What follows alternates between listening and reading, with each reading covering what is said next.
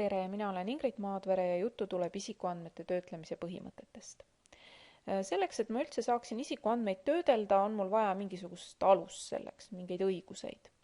Ja neid on siis erinevaid. Üks näiteks avalikes huvides oleva ülesande täitmine. Näiteks kool. Koolile on antud ülesanne osutada haridusteenust ja see on siis ülesande täitmine, avalikes huvides oleva ülesande täitmine. Siis võib olla aluseks juriidiline kohustus. No näiteks on koolidel kohustus edastada andmeid EHIS-esse. See on seadusega ette nähtud ja selleks mingisugust nõusolekut ei pea küsima, sest seaduslik alus on olemas. Siis võib olla aluseks ka mingi leping, et näiteks kooli juures on mingi huvialaring või spordiring, siis koostatakse leping, kus on siis ka teatud andmed olemas ja seal ka siis võimalus neid töödelda. Siis loomulikult, kui me räägime eluliste huvide kaitsest, siis kui juhtub näiteks mingisugune õnnetus ja on vaja kutsuda kiirabi, siis selleks, et elu päästa, selleks on vaja edastada kiirabile ka teatud isikuandmeid. Siis võib olla aluseks ka mingi õigustatud huvi, mis kaalub üles inimese õiguse eraelule ja isikuandmete kaitsele. Näiteks korraldatakse mingisugune infoturbeõpe ja siis selle tulemusena võib-olla saadakse ka siis ligi mingitele andmetele. Ja kui siis sellist õiguslikku alust ei ole isikuandmete töötlemiseks, siis võib alati küsida ka sellelt isikult andmesubjektilt nõusoleku, et kas sa oled nõus, et me sinu andmeid töötleme.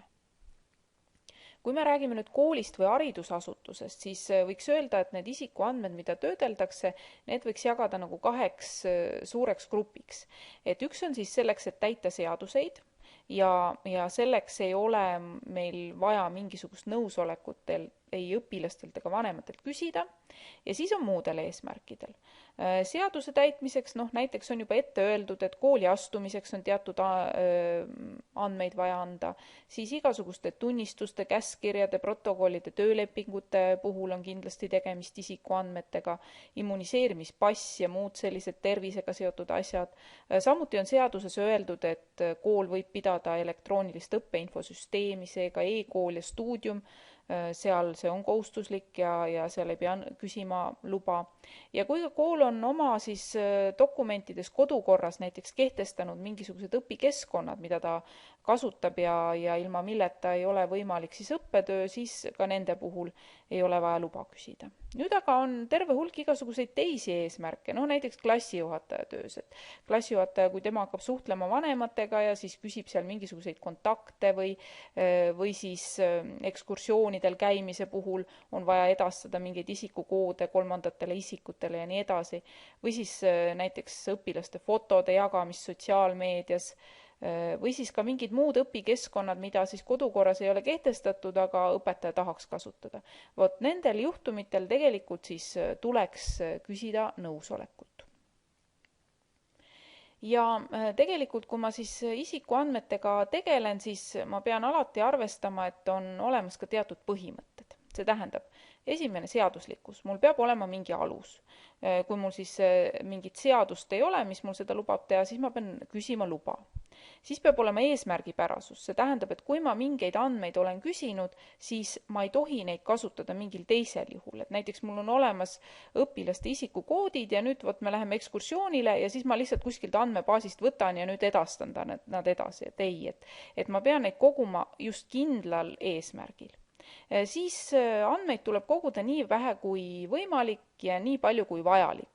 Et ma ei saa küsida igaks juhuks, et küsime veel seda, et las seal olla veel mingisugune elukoha aadress või las seal olla mingi pangakontonumber, et ma pean küsima täpselt nii vähe kui vaja.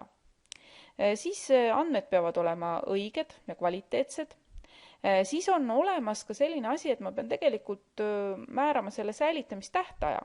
Et see võib olla siis eesmärgist tulenev, et näiteks, et kui me läheme ekskursioonile ja ma pean mingeid andmeid koguma, siis ongi, kui ekskursioon on läbi, siis need andmed hävitatakse. Samas on muidugi seadusega ka ette nähtud teatud andmete puhul, et mitu aastat tuleb neid säilitada, aga see peaks olema ka selge.